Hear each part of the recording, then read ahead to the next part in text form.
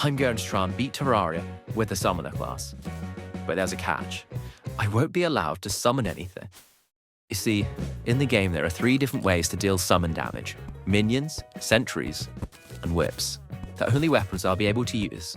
Now, throughout the whole run, but especially pre-hard mode, our roster of weapons is very limited. As of 1.4.4, there are only 3 whips we can get before facing the wall of flesh. These are the Spinal Tap, the Snap Thorn, and the Leather Whip. The Spinal Tap's locked behind Skeletron, and the Snap Thorn requires killing jungle enemies.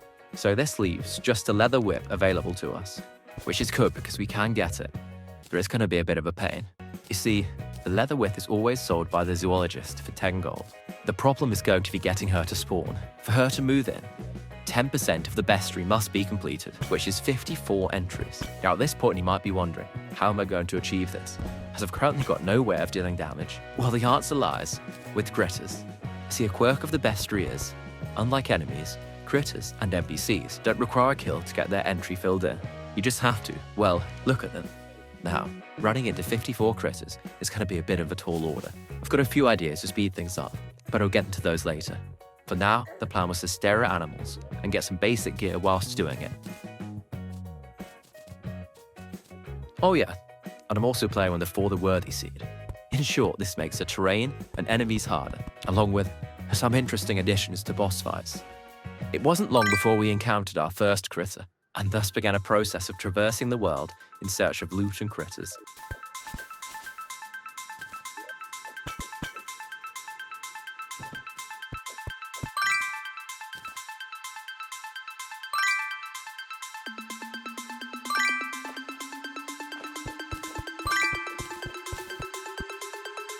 Explosive bunnies can spawn naturally in For the Worthy seeds, in case you're wondering.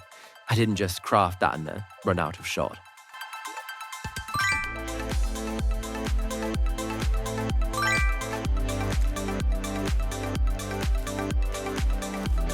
Not being able to deal damage and hence kill enemies often got me in situations like this, which wasn't a huge amount of fun, but generally just slowed progress down.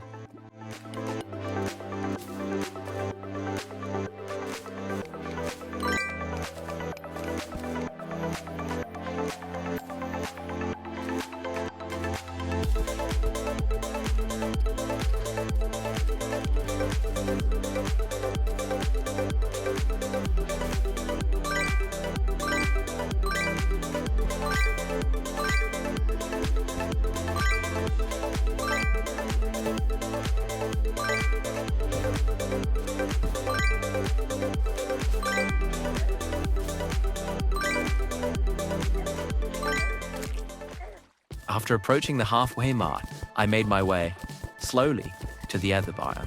Whilst doing so, I checked the bestiary, which reveals I'd apparently seen a mouse and a water strider.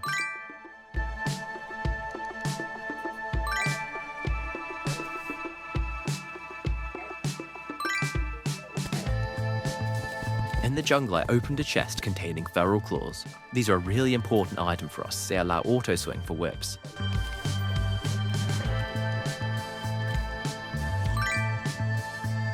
Back on the surface, I encountered the most important critter to us, one that will contribute greatly to our goal of filling 10% of the bestiary. A golden butterfly. You see, if you encounter one golden critter, the golden critter entries are filled in for all other critters you've seen that have a golden variant. So for example, the grasshopper. As I've seen most of these already, this one butterfly will add 11 to our tally, putting us very much on the home straight.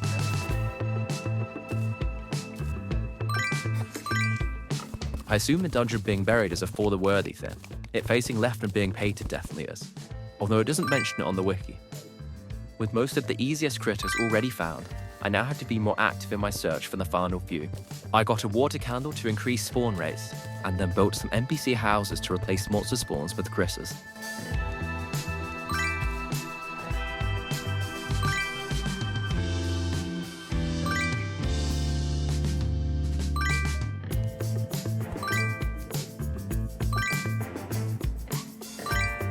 Checking the bestiary again, it transpired I'd seen a grey squirrel. Now I know this is a pretty audacious claim to make without proof, but you're just going to have to believe me on this one. As there were still quite a few possible critters to get in the jungle, I set up some houses around the hopes of getting the former I needed to show up.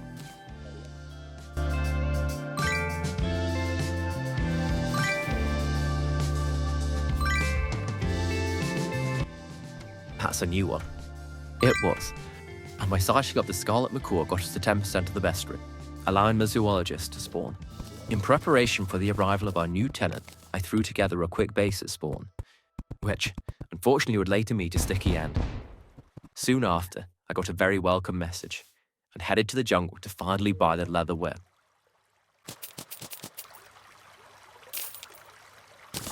After hours of gameplay, I could finally deal damage. The first thing I'm going to do with the leather whip is to make it so I no longer have to use it. That's why I'm headed to the jungle, to get the snap thorn.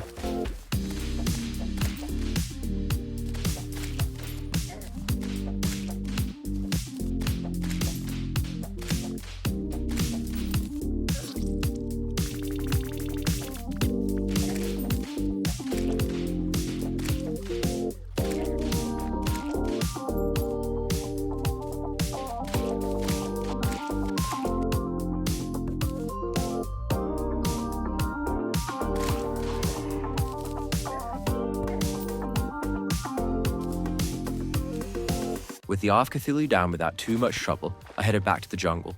I just needed a few more spores to complete the recipe for the Snapthorn. The Snapthorn's attack speed buff, alongside his chance to poison enemies, makes it a big upgrade on the leather whip. It's worth saying though, compared to almost all conventional weapons at this stage of the game, it's really not very good. After finally getting the legendary modifier, I set up a quick base at the Schiller, then headed back to the surface to make a small herb farm. My next task was to defeat the Eater of Worlds, which if we're successful in doing, will give us access to perhaps the most important set of items. The items in question are the 3 pieces of the Obsidian Armor set. The Obsidian Armor is unique in offering a bonus to whip speed. Alongside this, a 30% increase it gives to whip range is also the joint best in the game, and the plus 31% summon damage it gives is only bested by the Spooky and Stardust armors. All in all, this makes it pretty much the best offensive armor for us this playthrough. And all it was really locked behind was Shadow Scales, a drop from a notoriously easy boss. Or so I thought.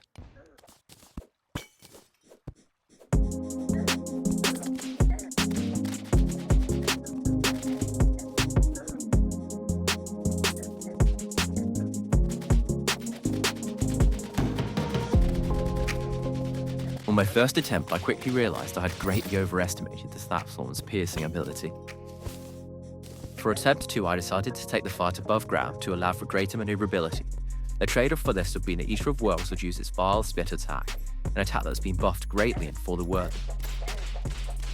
This also ended suboptimally, mainly due to how much damage I took getting out of the underground corruption. To counteract this, I crafted some worm food, to allow the next fight to begin on the surface.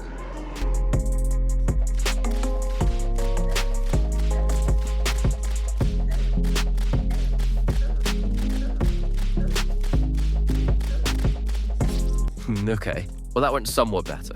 Well, I think this fight is still going to be a bit of a pain. Deciding to stick with the above ground strategy, I extended the arena for attempt 4. Attempt 4? Has anyone ever said this in regards to this boss before?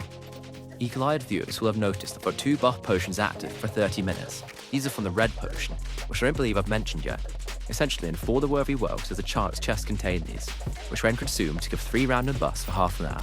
In this fight, I got quite a good roll, Iron Skin and Wrath.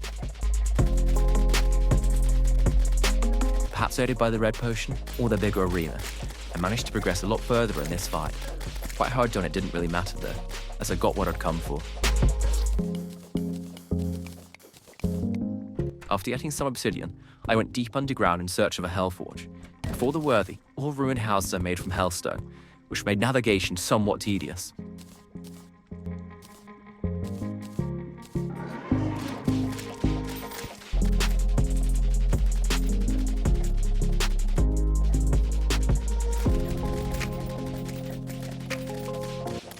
The upgrades on the Obsidian Armor were enough to get us across the line, and the second boss of the run was defeated.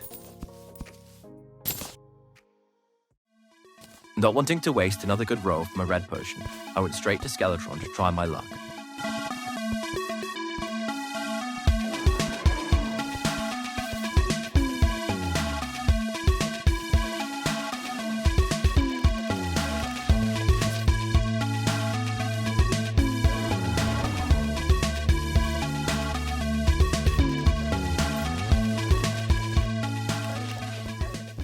first 2 attempts didn't last long, even with strong buff potions and my new armor.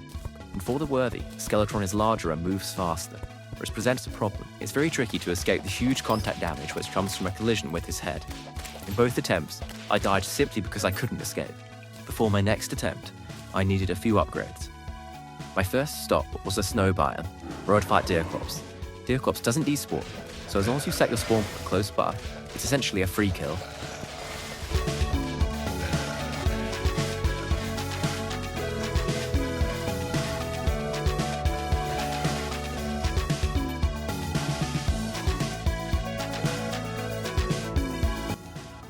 Next up, the Sky Islands.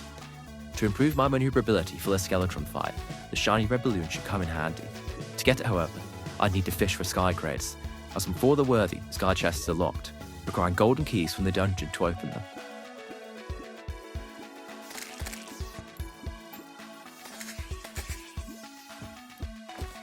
Before long, I'd fished up a crate, and it contained exactly what we wanted. I kept fishing, as the lucky horseshoe would also be nice to have, until the session was cut to an abrupt end by an unfortunately timed blood moon. So I was hugely motivated to return to fishing. As I've done quite a lot lately, I stuck around at base to fight a goblin army. After finding the goblin tinkerer and giving him my life savings, I headed back to Skeletron to continue my attempts.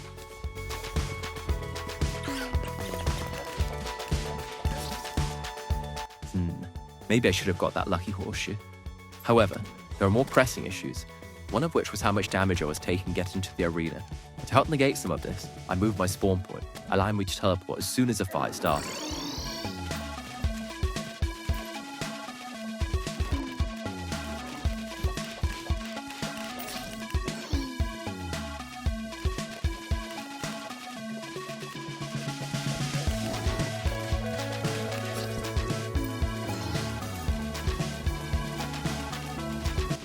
My strategy was just to repeatedly throw myself at Skeletron, in the hopes of getting better at learning his patterns and avoiding his head. Feeling that I'd improved somewhat, I went fishing for potions, in preparation for a more serious attempt.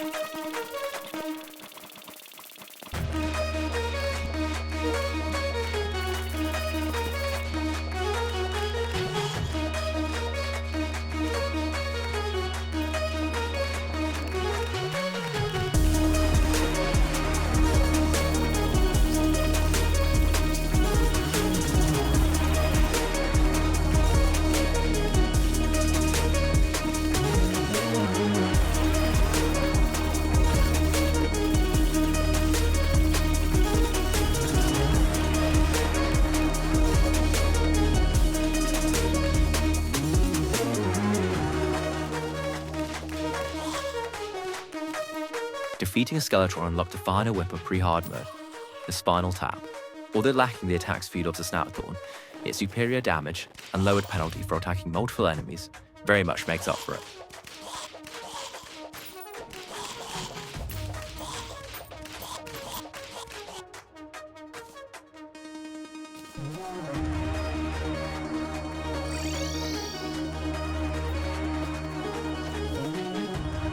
I quickly put our new weapon to work, taking down the Queen Bee without too much trouble. Continuing this pre-hard mode boss rush, I headed deep underground to begin proceedings with the Wall of Flesh.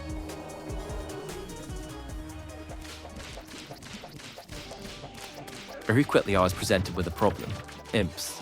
And for the worthy, the wall spawns beefed up fire imps throughout the fight. These deal a lot of damage via contact and projectiles.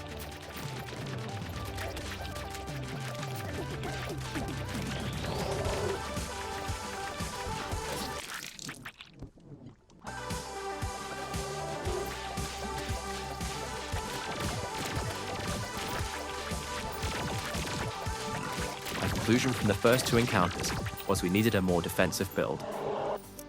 I returned to the dungeon to get the Cobalt Shield. I then upgraded some accessories and bought a horse. Whilst and recrafting accessories for the warding modifier, a party occurred. I quickly headed back to base and sold pretty much everything I could. The reason for this fire sale is bacon, one of the few foods which gives the very useful, exquisitely stuffed buff. It has a 2.6% chance to drop from a pig granata, which is sold during a party. To cut a long story short, I didn't get one. Having bankrupted myself for nothing, I went to shovel dirt and got to work extending my bridge for the wall.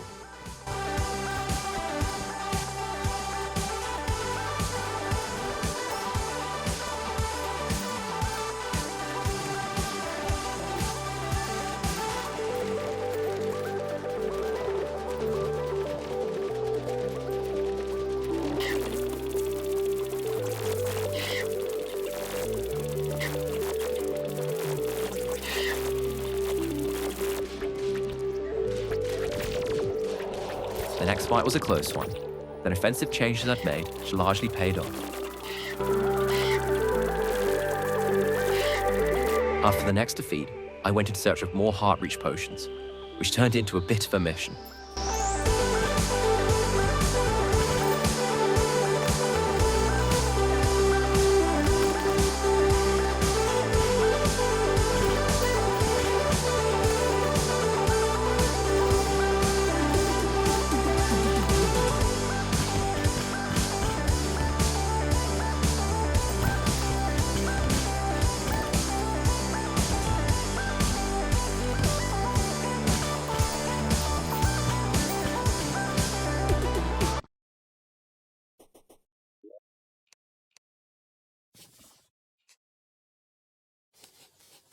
Oh, I already had one.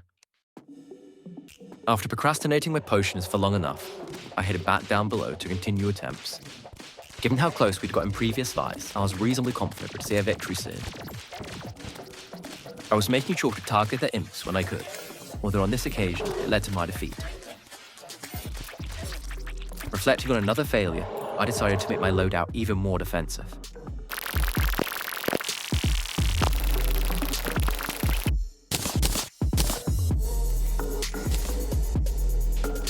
It's also worth mentioning, I was starting to pick up a few banners from all the imps I was killing, which were gradually making the fight more winnable as I placed more along the bridge.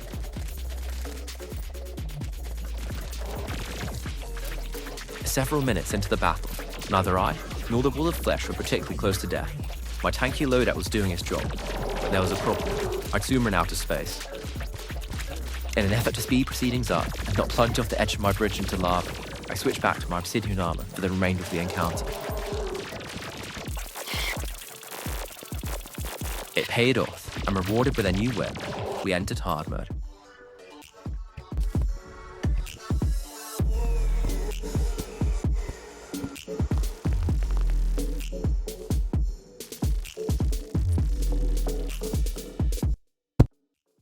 After getting some basics done, I headed to the snow biome, where I'd fight the tricky and often overlooked Ice Golem. Ice Golems drop two things I want. Firstly, I'd like the Frost Core for the cool whip, and secondly, the Frost Feather for wings.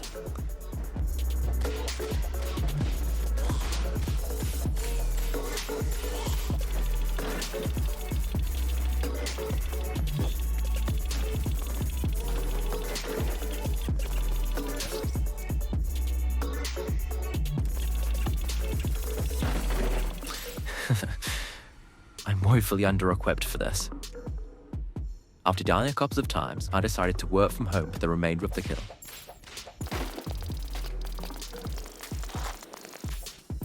With the Frost Core in hand, I quickly got some souls and crafted the Cool Whip. The Cool Whip's base damage isn't much of an upgrade on the Firecracker, but where the whip is really unique is its snowflake particle it spawns. This is homing and can target multiple enemies at speed. Along with being good crowd control, this will be the only range attack we have for the run. Even as we upgrade to mid and late hard mode whips, I imagine I'll still use this as a support weapon for the additional DPS. After 3 more unsuccessful attempts to get the Ice Feather, the blizzard ended. Whilst waiting for rain again at base, pirates approached. Although the loot from the invasion offered nothing directly of use, selling it made by bank balance a lot more healthy, and as a party was also won, allowed us to finally get some bacon. After killing some ladybugs and making sure to craft a shadow candle, I returned to the next downpour to continue the search for ice golems.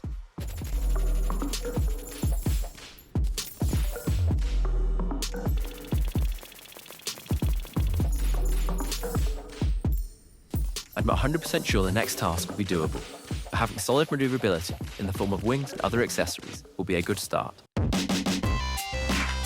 I'm going to fight Skeletron Prime.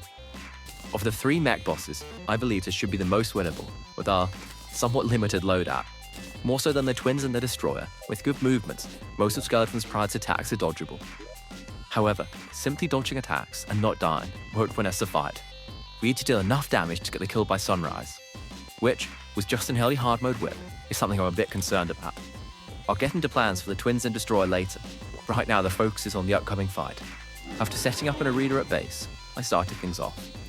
Unfortunately, I failed to consider something quite important about Skeletron Prime before the worthy.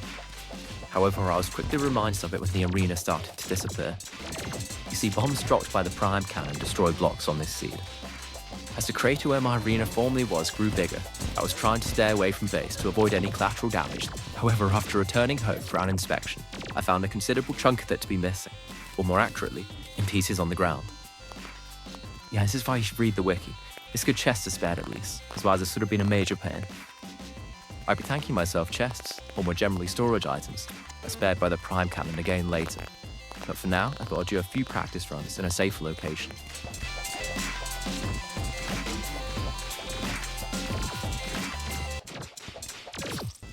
It pains me slightly to say, but I think we're going to need hard mode armor.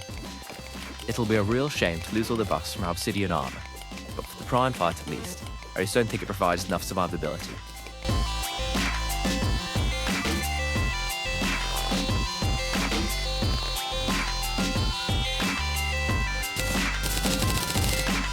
I've decided to go for Adamantite, mainly for its defense, but also for its movement speed buff, which is going to be very important for the upcoming fight.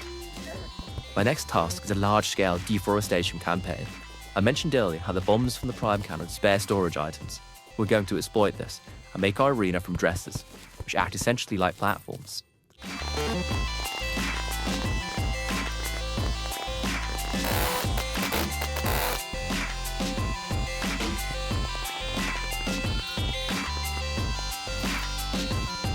After setting the arena up and fishing for a few more potions, we were ready to begin.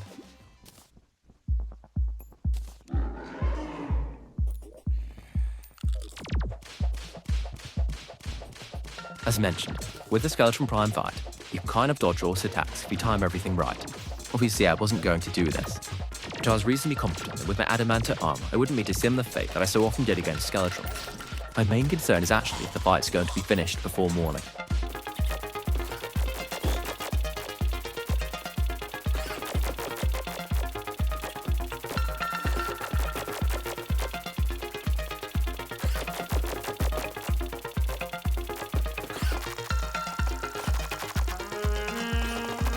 At the halfway mark, Skeletron Prime's hit points concerningly remained markedly over 50%. To finish the fight before morning, I was going to have to take some more risks.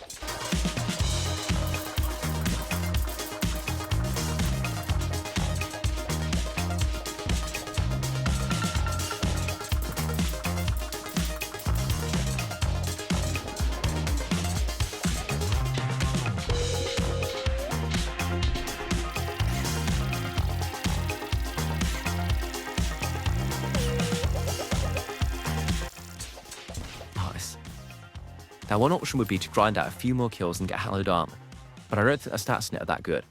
A much better idea, I think, would be to give the old one's armor a go. As I've now defeated one of the mech bosses, the first tier of the armor from the Taven Keep is available. The set we want is the Squire's armor. This gives a 30% increase in summon damage, alongside a very impressive 56 defense. Actually getting this set, though, is going to be a bit tricky. You see, the old one's army is essentially a tower defense game, with successive ways of increasing difficulty. The event has its own currency, Ethereal Mana, which is used to buy and upgrade sentry weapons to help clear each wave. The idea is you build up your sentries from mana drop from enemies to progressively increase your damage up in order to deal with the much trickier later waves. Except I won't be able to do this, at all. I'll be armed with only my whip against ever-increasing hordes of enemies, and my damage will remain constant. Upon the event ending, which occurs when the Eternia Crystal loses its health, Defender medals are rewarded, dependent on the last wave cleared. Upon finishing the first wave, our reward is nothing. And for wave 2, nothing as well.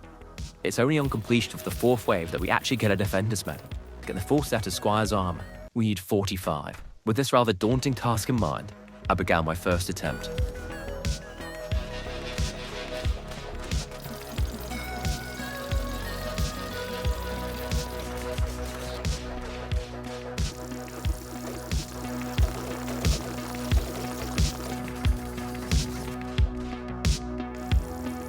Attempt 1 concluded disappointingly, at only halfway through the third wave.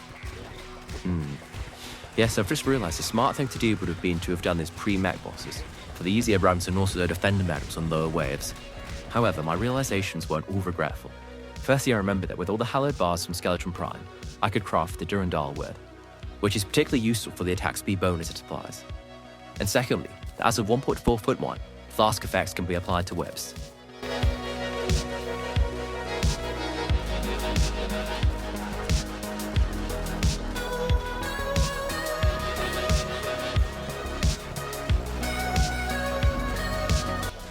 I switched to obsidian armor here, as I realized the crystals seemed to be taking more damage than I was.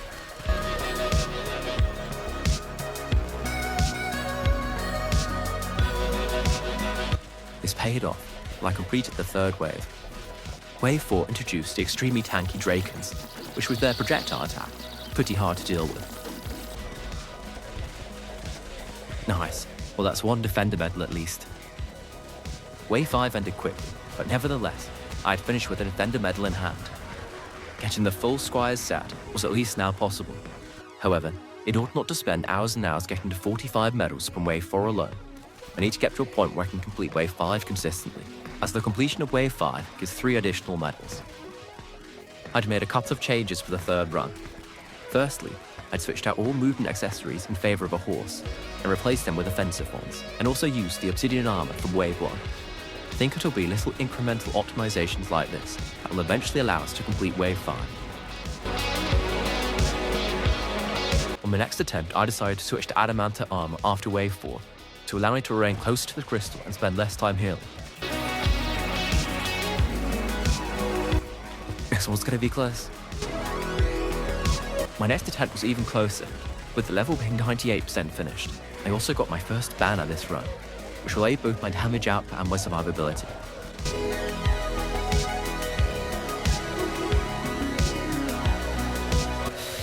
I think this could be the one.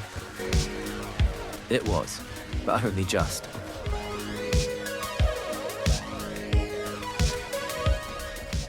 After a couple of close calls, I got on a bit of a winning streak.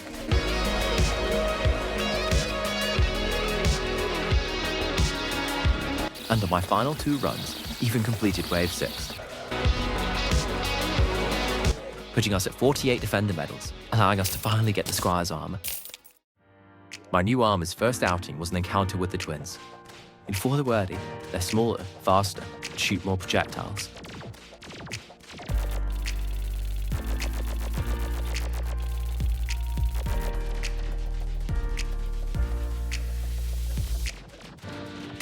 Asthmatism's second phase is normally the part of the fight that causes me problems, so I tried to get this out of the way earlier in the night so as to not rush it, and without getting recognized or to their second phase.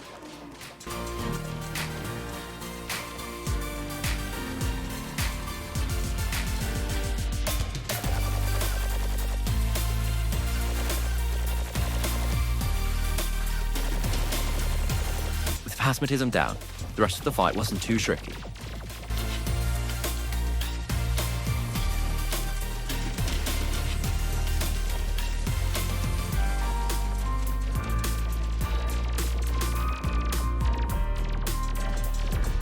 With the twins down, it was onto the Destroyer. This boss is longer and faster and For the Worthy. I don't think these changes will impact the fight too much. What we really need to do here is deal consistent damage with whip swapping, and watch out for the head.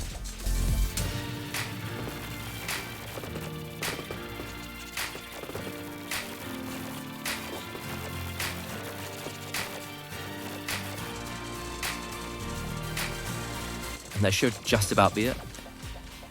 The Snowflake particle really put in work against the Destroyer's segments. The high defense and regen from the Squire's armor also allowed us to tank more laser shots, and use the iframes from them to avoid taking too much contact damage. Having gone 3-0 against the mech bosses, I headed into the jungle with some confidence. However, my next opponent would send my KD ratio straight back into the negatives.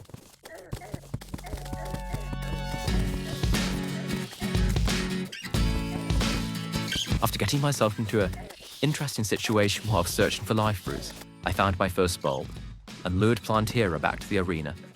Plantera is buffed in a multitude of ways before the worthy. The headline is she spawns thorny bushes which do 100 contact damage every time she grabs a tile.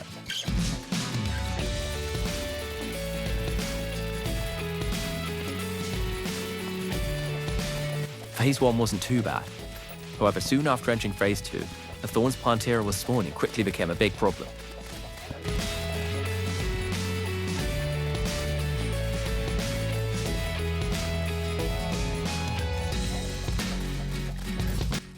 Yeah, those thorns were painful. However, after acknowledging the problem with the previous attempt, I proceeded to do nothing about it for my next one, assuming it could just be solved with better movements.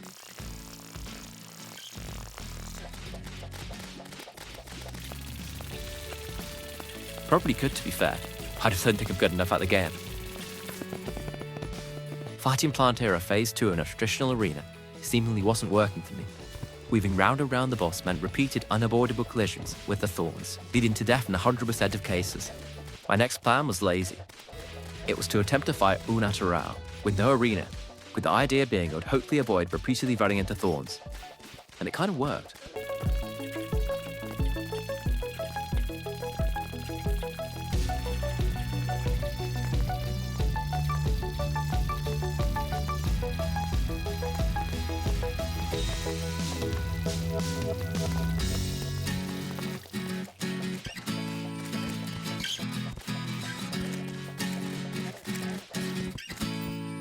That was actually a ton of fun. Honestly, I'd recommend no arena Plantera fight if you want to add a bit of extra difficulty to a playthrough. Building on the relative success of the previous attempt, I decided to streamline it a bit. I would complete Phase 1 in the arena as planned, and then head to a nearby minecart track for Phase 2, with the idea being that, again, collisions with thorns could be avoided, as we are not staying in the same area. I got pretty close from the first attempt, close enough to try the same strategy again.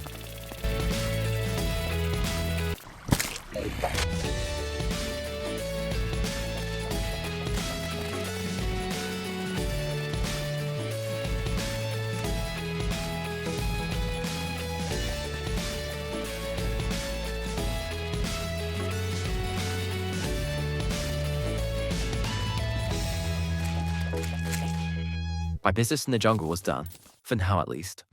My next stop would be the dungeon, where I'd go in search of the Morning Star. Thinking ahead to the Moon Lord, I'll also need a dash, so a tabby, alongside a few other items, was also on my wish list.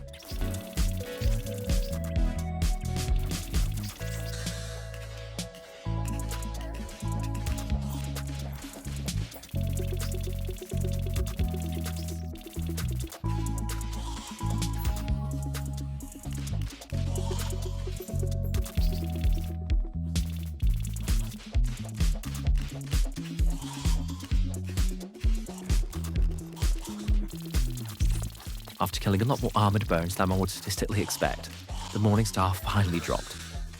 With my new whip and its impressive 156 base damage in hand, I went to enter another dungeon-like structure, the Jungle Temple. For the worthy, this is bigger, a lot bigger, and also darker than normal. The Golem fight will also look very different, but we'll worry about that when we get there.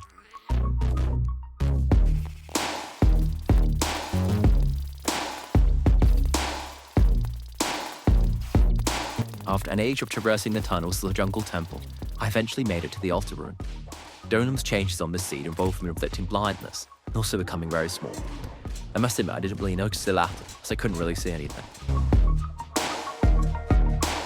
The first fight ended without too much to show for, mainly due to visibility problems. As watching a black screen isn't too entertaining, I'll quickly summarise what happened next. My second attempt was a bit more promising, and I got a better grip of Mini Golem's patterns. My third attempt started out well. I found mainly focusing on the mini-map instead of having to strain my eyes on the actual fight was the better strategy at avoiding Golem, one that seemed to work, as we got the kill. I picked up the sun and shiny stones, turned the sunstone into the celestial shell, and then went looking for butterflies.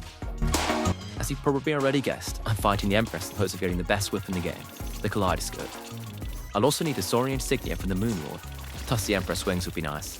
With my limited damage output, the fight was taking quite a while, and it was approaching dangerous territory.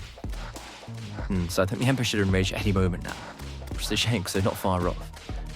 And I can't necessarily back myself against her daytime form.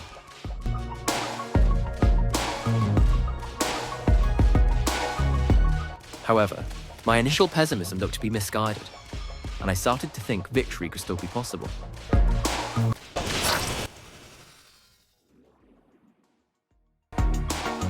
Despite ending in disappointment, my encounter with the Empress have at least shown I had sufficient gear to defeat her.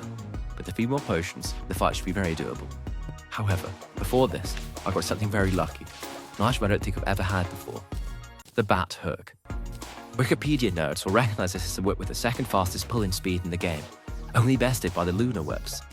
In fact, pre-1.4.0.1, before it was nerfed, it actually had the highest pulling speed, making it on some accounts the best whip in the game, which was unusual given it was a rare drop from an item only obtainable for a few days a year, and could even be obtained before killing a boss.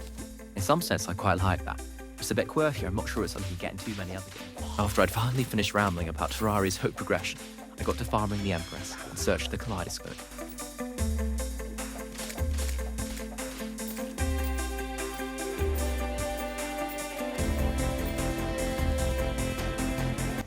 After a few kills I got it. And after reforging it to an impressive 289 base damage, I took on an outing to the corrupted desert to get some items I needed for the Ankh shield.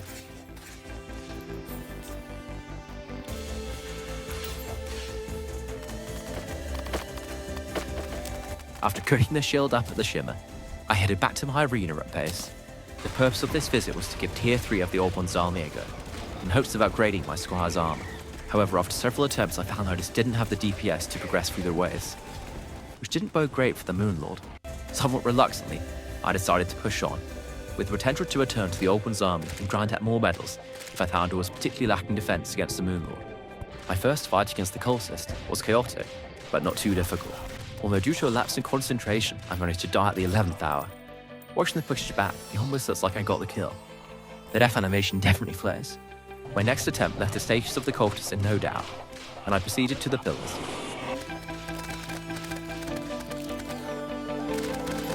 Before going to the solar pillar, I made some further preparations, including a sky bridge and a regeneration station I can teleport to with a recall potion, if it looks like I'm going to miss a death ray dodge.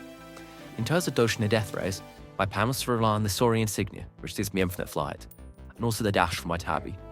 On the offensive side of things, I'll be alternating between 3 whips throughout the fight, allowing me to stack their abilities. The Cool Whip Snow Particle is still my only homing/range attack. The goal is this is to get a hit for every 5 seconds or so, preferably on the hands, while I focus on the head myself. Alongside this, and we try and intermittently get a hit in with the Durandal, to get its attack speed buff, and then switching back to the Kaleidoscope to make the most of it.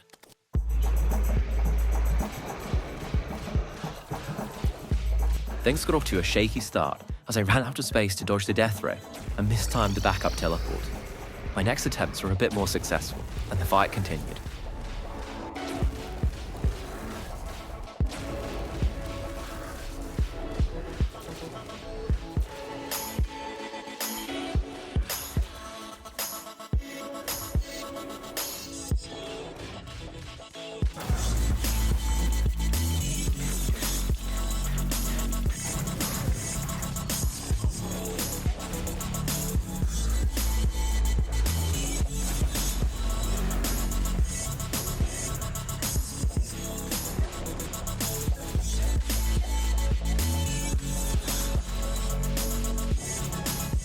My defense was holding up, and the whip switching seemed to be reasonably effective. With the eyes down, we were on the home stretch. And with the final few blows from my whip, the Moonlord was defeated. Thank you very much for watching.